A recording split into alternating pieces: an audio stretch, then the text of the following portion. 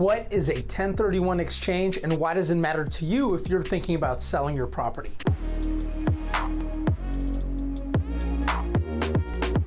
Hey there, my name is Joe Polyak, local San Francisco Bay Area real estate agent with Rise Homes, and I make these videos for you if you're thinking about buying, selling, or investing in real estate. So this video is about the 1031 exchange, which a lot of people actually know is kind of the rollover of capital gains that normally accrues in an investment property. This is not to be confused with when you're selling your primary residence.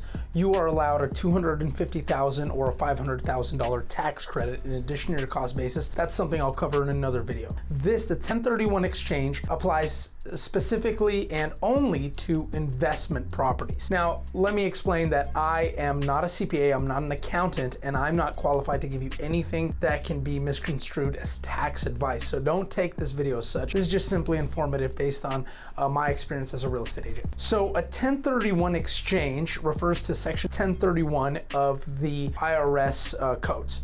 And so what really it is I'll give an example. The easiest way is that if you bought an investment property for $200,000 20 years ago, and now that property is worth $1 million after you take out commissions. Let's say you sold it for $1.1 million and commissions and closing costs and things like that were $100,000, so it's easy math. Now let's say that after those costs, you sell the property for $1 million net of those costs, and so you have an $800,000 gain. So what the IRS allows you to do based on current laws is they will allow you to sell this property, and within 45 days after close of escrow, you have to identify a replacement property, and you have to close escrow within 180 days after the close of escrow of your sale. So you can take this $800,000 gain, and as long as you follow those rules, you can roll over your capital gains and defer it until a later date. Which means that if you bought the place for $200,000, you sold it for $1 million, and you have an $800,000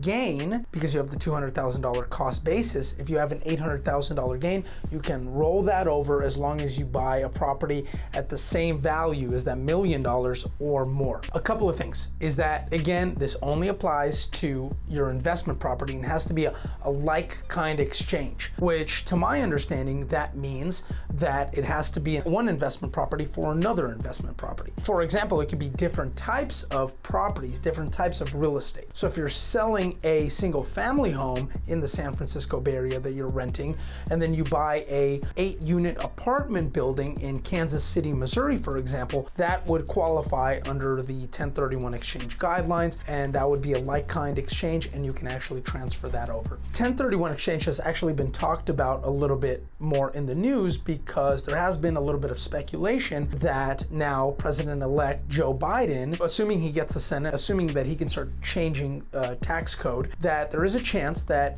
the Democrats and Joe Biden would like to remove the 1031 exchange.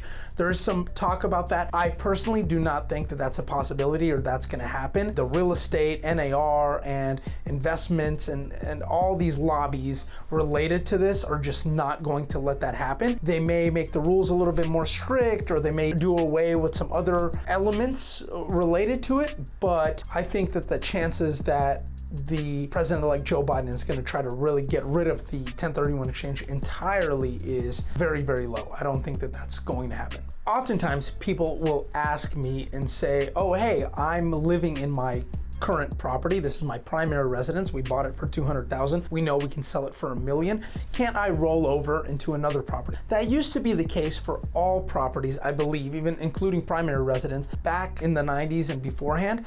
But I believe it was in the 90s when they created a new tax credit, $250,000 for single people and $500,000 for married couples, that you can actually add to the cost basis. And I'll cover that in another video. If you like this video and you want to see more just like it, please don't hesitate to reach out to me, call me, make sure to subscribe, hit the like button, comment, anything. I'm happy to answer questions and work with you to help you facilitate a 1031 exchange. We regularly do this with our clients here in the San Francisco Bay Area. Again, my name is Joe Polyak with Rise Homes.